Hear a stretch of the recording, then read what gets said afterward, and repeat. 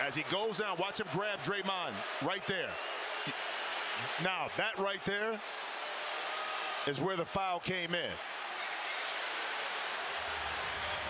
So he grabs Draymond's leg right there. Now Draymond's... What's up, boys? Today I'm going to be talking about the infamous Game 2 between the Sacramento Kings and the Golden State Warriors. Real quick, if you like my content, maybe consider subscribing. About 80% of you guys aren't subscribed, and we're really close to 1,000 subscribers. So it'd mean the world to me if you guys sub to the channel. All right, look, I'm just going to get this out the way now because we're going to talk about the Draymond Green incident for a majority of the video, I would say. I am not a Draymond Green fan as it stands, so...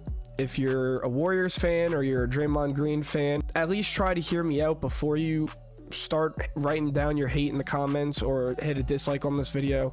And if you still don't agree with me after that, that's fine. We can disagree. This is just my opinion on the Draymond Green incident. Because I feel with my platform, things like this that people are perceiving as a joke or something that isn't that serious, I have to talk about. Because you got Shaq going on inside the NBA after the game saying he can't be a hypocrite. He'd do the same thing.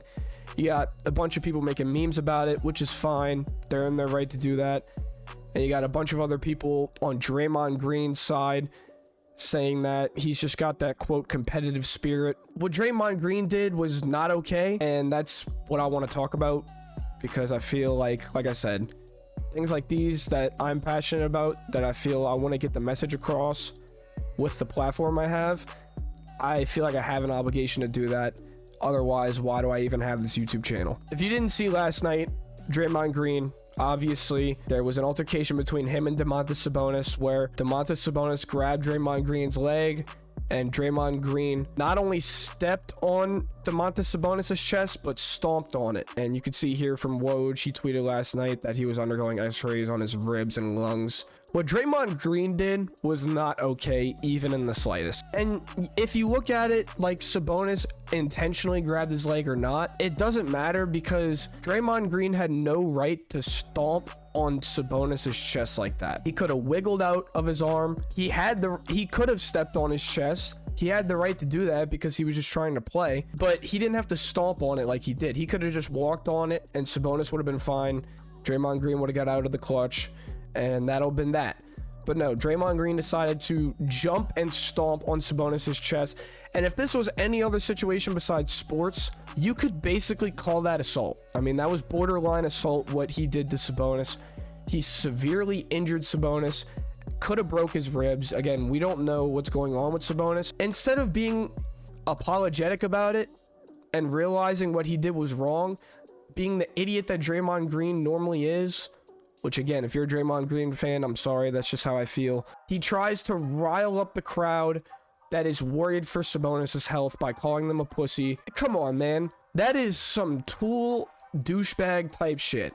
I mean, you can't just basically assault a person and then proceed to not care about a human being's health. That's not real. That's not apologetic. That's not empathetic. That's not human being-like behavior. That's just wrong. And we know that Draymond Green is capable of this. I mean, he's done this so many times, kicking Steven Adams in the nuts a couple years back, punching Draymond Green before the season even, punching Jordan Poole before the season even started. I mean, it's just a whole thing with Draymond Green. And he does this night in and night out. And then in the post-game interview goes out and says that his leg was grabbed. Yeah, your leg was grabbed, but that doesn't mean you have the right to literally attack Sabonis like that. That doesn't give you the superiority factor or make you feel tough or big because your leg was grabbed.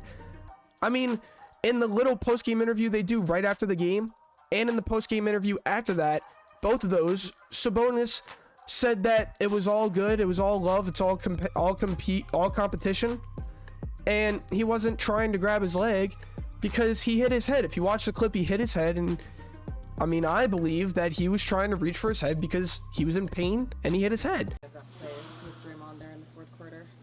I love the competition. I love the playoffs. The challenge on taking on the Warriors.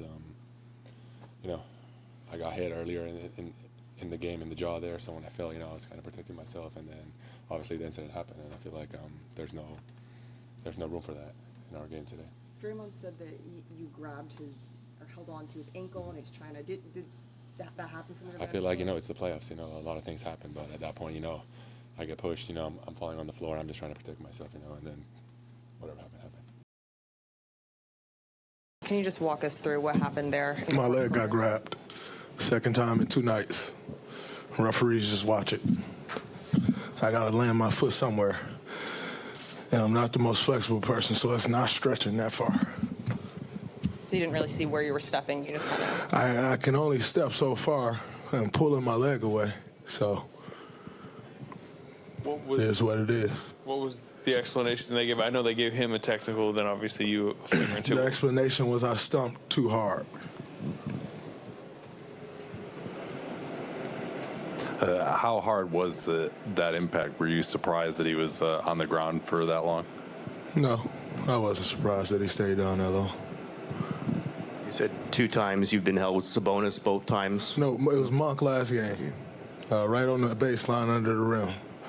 So either you're going to stop it. John Goble was looking at Monk hold my leg the last game, and he just let it go. And Zach clearly was watching my leg get held this game and let it go. So I guess ankle grabbing is okay. But no, Draymond Green felt attacked. His leg was grabbed. The ref didn't see it. Whatever. I'm just tired of this Draymond Green BS. I don't know how he keeps getting away with stuff like this. And the title of this video is probably something like Draymond Green should be fined and suspended, or Draymond Green should be fined, or whatever. And yes, I believe that. I believe Draymond Green should be fined at the very least. But I think he should be suspended for at least a game. I mean, there's no way the NBA is not looking at this. There's no way Adam Silver is not looking at this with a close eye and saying Draymond Green did something horribly wrong and we need to punish him for it, because if he just gets away scot-free for basically assaulting Sabonis, then that is severely disrespectful, disgusting, and quite frankly cruel, because Draymond Green gets away with so much shit like this, and it's unreal. Because what Draymond Green did was unnecessary here, needs to be punished for it, I think. Let me know what you guys think in the comments below about the whole Draymond Green incident, but that's how I feel about it, and I feel like I had to talk about it. And I'm done talking about it now because I just don't want to ruin this series by one incident that Draymond Green caused, because this is an incredible series, so that's all I'm going to talk about it, and that'll be that. So now let's talk about the rest of the game. Obviously, the Kings go up 2-0 against the Warriors. The Kings look good. The Kings look damn good, and it's really exciting to see because maybe they're contenders in the West. I didn't think that they'd be this good. I knew that they would be good, and I had a feeling that they were going to beat the Warriors in this series. I predicted them to beat the Warriors in this series. I feel like the Warriors aren't doing a great job when it comes to playing off the pick and roll on Fox. I feel like they need a better game plan against the pick and roll for Fox. They did a lot better in game 2. It's just that Fox hit some nasty shots, and Fox is going to get his. You just got to accept the fact that you got to let the player do what the player's going to do. It's starting to become a major problem for them. I mean, night in, night out, Fox is just absolutely wrecking them. Tonight he was only +1, but I mean, this is the best clutch player in the NBA, and you're just letting him go to work on you. Curry was a +3, but when he was off the court, they were a -11 this time. Last game, they were a -14. The non-Curry minutes is starting to become a problem, especially when Jordan Poole's on the court, because Jordan Poole played 16 minutes, and rightfully so. He shot 1 for 7, 0 for 3 from 3. The Jordan Poole minutes, and it's been a problem like this for the entire regular season for the Warriors, but the Jordan Poole minutes are a major concern because Jordan Poole is very inconsistent, and quite frankly has shown that he does not have that all-star caliber play in him this season. I mean, he has been very bad. He puts up shots like Curry, except he doesn't have that consistent X factor like Curry does. When he gets to the basket, he loses all control. You should just sit there and watch Jordan Poole play. You know how bad Jordan Poole's been for the Warriors the entire season, and it's shown in this series against the Kings. And not just against the Kings, but if they want to make it far in the NBA playoffs this year as a whole, they can't be lacking in their offensive production when their defense has been really bad all season long. But especially against the Kings, when the Kings can punish you for not putting up offensive numbers like the Kings can. I mean, when Jordan Poole is on the court and Steph Curry isn't on the court, there are times when they go down by 13 to 14 points, upwards of 16 points at one point.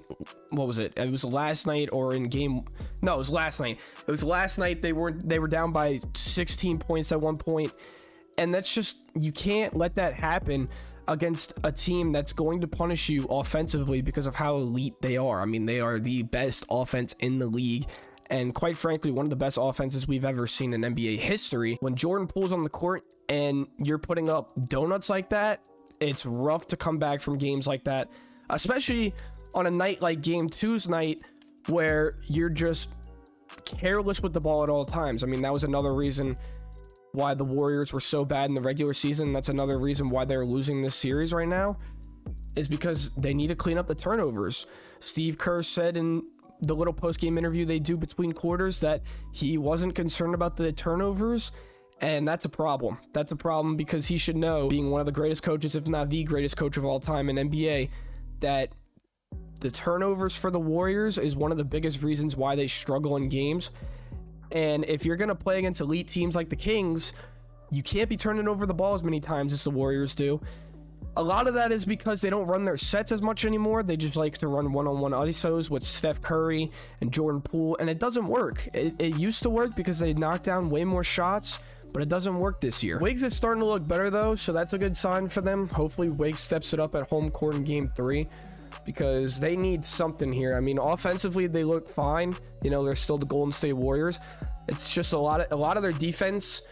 Like I said, they need to play better against the pick and roll, especially on De'Aaron Fox. They're leaving too many quality shots open to guys like Kevin Huerter because they just let too many back screens happen and too many slip screens happen because they're not good against the pick and roll at all, and their perimeter defense has been lacking if Wiggins is not on the court. But man, I mean, the Kings are so good. I mean, they're deep. We talk about Davion Mitchell. I mean, Davion Mitchell had a phenomenal game, was +2 in plus minus, had 14 points, played incredible defense against Steph Curry. I mean, Steph Curry was getting locked up for a lot of this game. It's just a lot of the Kings surprising me is what it is. Kevin Huerter had an incredible game as well, +16 on the floor. So Malik Monk, we talk about Malik Monk, bro. This dude is a absolute hooper. I mean, he was born to hoop. Malik Monk is a stud. Obviously didn't have as good of a game as he did last game. Unreal for the Kings coming off the bench. He was a +5 tonight with 18 points. His shooting splits weren't great, but he hit some clutch shots down the stretch. And in the second quarter, he was lighting it up before the half. If you guys like this video, be sure to like, comment, and subscribe. And I'll catch you all on the next one. Peace.